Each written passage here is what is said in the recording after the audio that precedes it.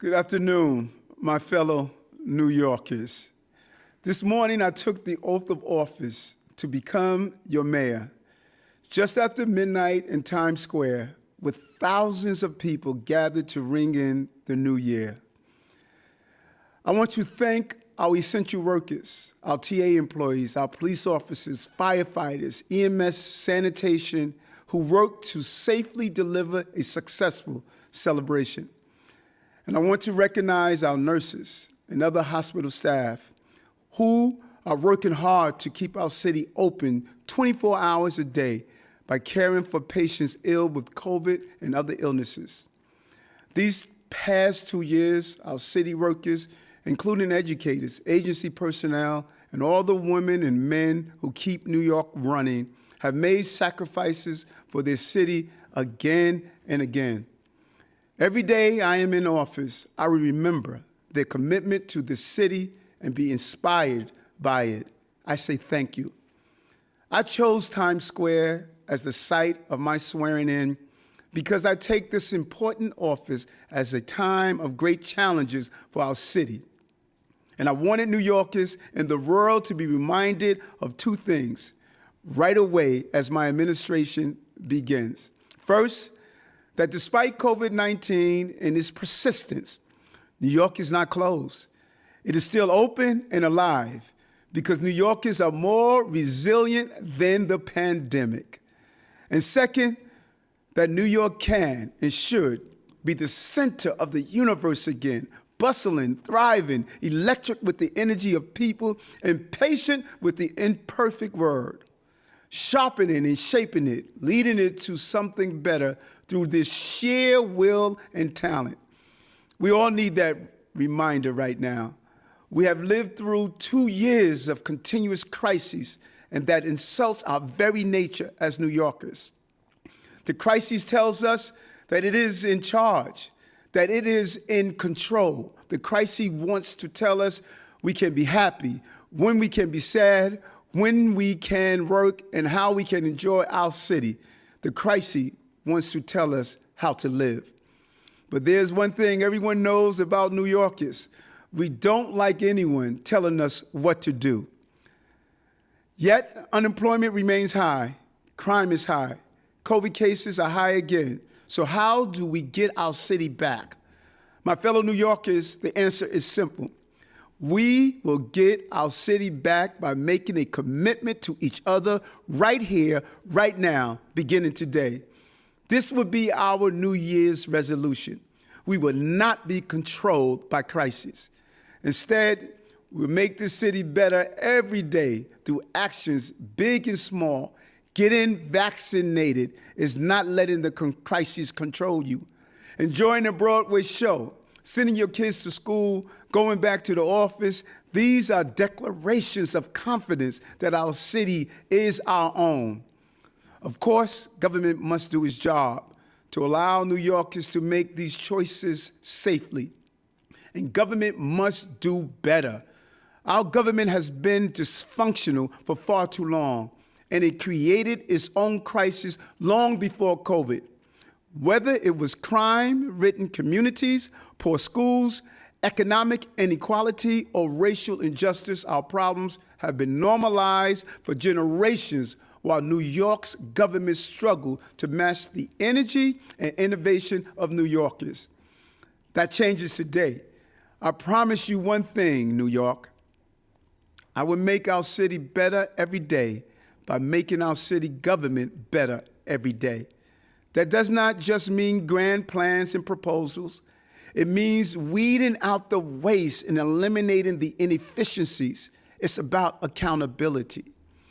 This may seem like an obvious approach, but it is so practical that it has been forgotten.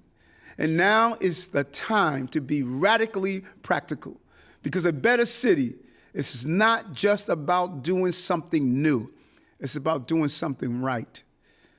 It's not about showmanship. It's about showing up. That is why the theme of my first 100 days is GSD, get stuff done. And I have assembled a government that will solve New York's problems because it understands New Yorkers. My administration looks like the city it represents. It's diverse and includes individuals who struggled here just like so many of you, often failed by the very system that now oversee. I am one of them. I am one of you. My mother worked as a cook and a house cleaner, barely keeping a roof over our heads and food on the table in South Jamaica, Queens, no matter how hard she worked. I was bused to school because our school was failing.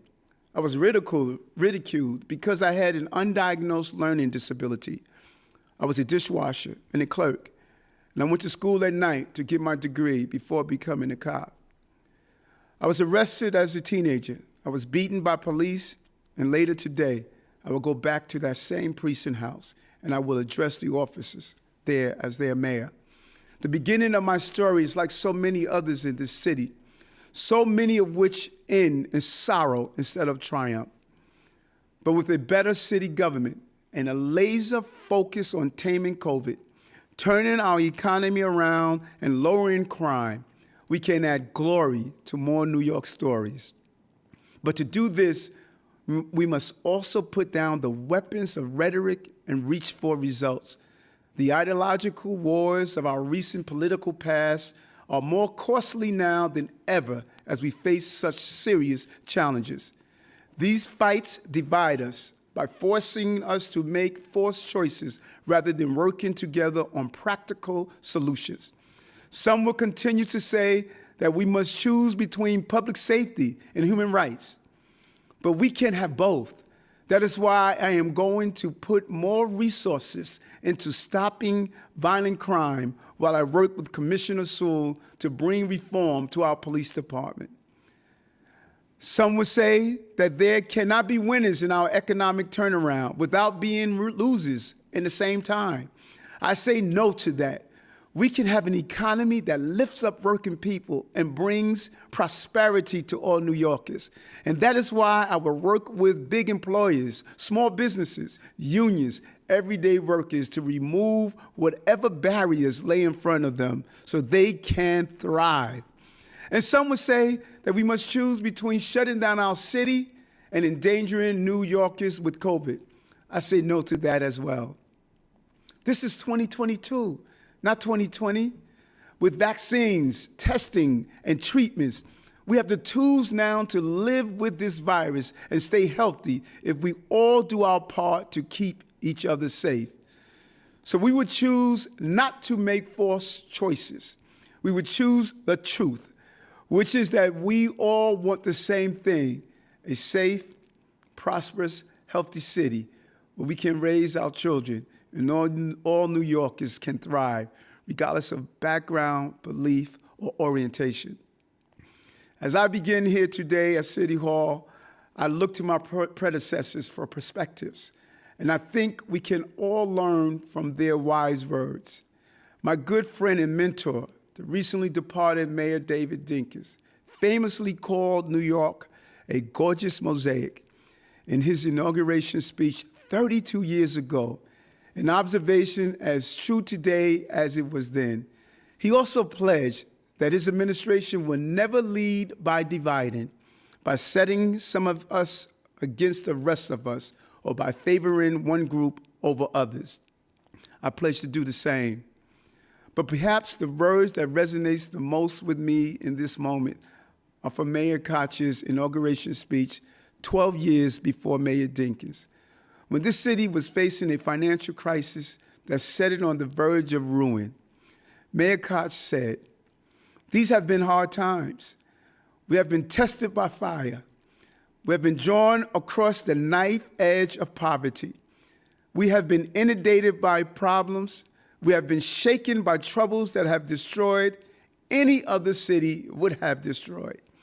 But we are not any other city. We are New York, and New York and adversity towers above any other city in the world." And Mayor Koch added, "New York is not a problem. It's a stroke of genius. I know and you know we are." I agree with him then as a boy. I agree with him now. So today we remember our strength. We face our fears, and we start anew, confident that crisis will not define us.